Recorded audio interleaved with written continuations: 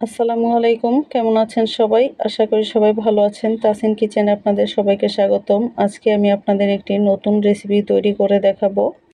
খুবই মজার এই রেসিপিটা, একবার তৈরি করলে বারবার খেতে ইচ্ছা করবে। যারা অনেক ঝাল পছন্দ করেন তাদের আশা করি এই রেসিপিটা খুবই ভালো লাগবে। খুব কম উপকরণে এই রেসিপিটা খুব সহজেই তৈরি করে নেওয়া যায়। খুব কম উপকরণে এই ভর্তাটা খুব সহজেই তৈরি করতে পারবেন। চলুন তাহলে এই ভর্তার রেসিপিটা দেখে নিই। একটি প্যানে আমি দিয়ে দিব 1.5 কাপ পানি। পানির পরিমাণটা কম বেশি হলে কোনো সমস্যা নেই। পানিটাকে খুব ভালো করে ফুটিয়ে নিতে হবে। আমার পানিটা ফুটে উঠেছে। এবার এতে দিয়ে দিব আমি শুকনা মরিচ। এখানে আমি 30টার মতো শুকনা মরিচ ব্যবহার করেছি। আপনারা কম বেশি করে নিতে পারবেন। আপনারা যদি ভর্তার পরিমাণটা বেশি করতে চান সেই ক্ষেত্রে শুকনা মরিচের পরিমাণটা বাড়িয়ে দিবেন।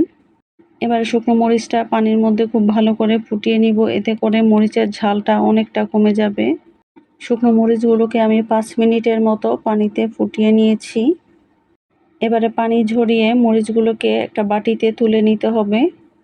এভাবে আমি সবগুলো মরিচ তুলে নিব। এখানে আমি মেজারমেন্ট কাপের 1/2 কাপ রসুন নিয়েছি। এবারে রসুনগুলোকে আমি ছেঁচে নিব। রসুনগুলো আপনারা আপনাদের সুবিধা মতো ছেঁচে নেবেন। রসুনগুলো ছেঁচে নিলে ভর্তার সময় রসুনটার খুব সুন্দর একটা ঘ্রাণ আসে আর খেতেও অনেক বেশি মজা হয়, তাই অবশ্যই রসুনগুলো ছেঁচে নেবেন। আর অনেক বেশি ছেঁচে নেওয়া যাবে না, মোটামুটি আদা ছেঁচা করে নিলেই হবে। এইভাবে আমি সবগুলো রসুন ছেঁচে নিব। আর মরিচগুলোকে আমি ঠান্ডা করে নিয়েছি। এবার এই মরিচগুলোকে আমি ব্লেন্ড করে নিব। আপনারা চাইলে পাটায় বেটেও নিতে পারবেন।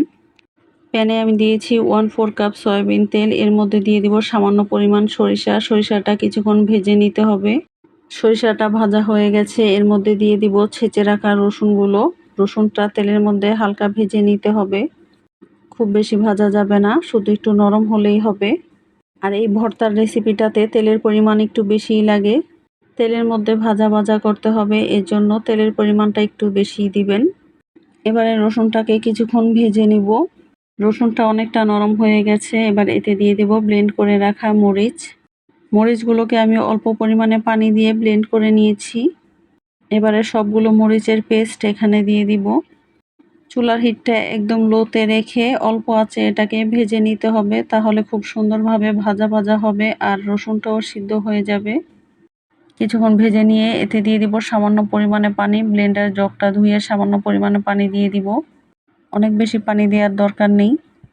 এবারে কিছুক্ষণ এটাকে রান্না করে নিব। অল্প আঁচে একটু সময় নিয়ে রান্না করতে হবে, তাহলে রসুনটা সিদ্ধ হবে। এর মধ্যে দিয়ে দিব আমি 1 চা চামচ মরিচ গুঁড়া। চাইলে আপনারা মরিচ গুঁড়াটা বাদ দিতে পারেন, তবে এটা দিলে খুব বেশি ঝাল হবে না। মরিচটা যেহেতু সিদ্ধ করে পানিটা ফেলে দিয়েছি, ঝালটা অনেকটা কমে গেছে। এবার আরও কিছুক্ষণ এটাকে কষিয়ে নিব। দিয়ে দিব স্বাদ মতো লবণ। আরও কিছুক্ষণ রান্না করে নিলেই এটা হয়ে যাবে। রসুনটা খুব বেশি সিদ্ধ হবে না, আবার অনেক বেশি কাঁচাও থাকবে না, এমনভাবে রান্না করে নিতে হবে। পানিটা শুকিয়ে যাবে, তেলটা উপরে উঠে যাবে, তাহলে বুঝতে হবে যে এটা রান্না হয়ে গেছে। ভর্তাটা হয়ে গেছে, তেলটা উপরে উঠে গেছে আর ভাজা ভাজা হয়ে গেছে, রসুনটাও সিদ্ধ হয়ে গেছে। এবার এটাকে নামিয়ে নিব। রসুন মরিচের এই ভর্তাটি একবার হলো বাসায় ট্রাই করবেন। ভিডিওটি ভালো লাগলে অবশ্যই একটি লাইক দিবেন। আমার চ্যানেলটি সাবস্ক্রাইব করে পাশে থাকবেন। ফেসবুক পেজ থেকে দেখে থাকলে পেজটি ফলো করবেন আর অনেক অনেক শেয়ার করবেন। যারা এতক্ষণ পর্যন্ত আমার ভিডিওটি দেখেছেন সবাইকে অনেক অনেক ধন্যবাদ জানিয়ে আজকের মতো বিদায় নিচ্ছি। দেখা হবে পরবর্তী কোনো ভিডিওতে। সেই পর্যন্ত সবাই ভালো থাকুন, সুস্থ থাকুন। আল্লাহ হাফেজ। আসসালামু আলাইকুম।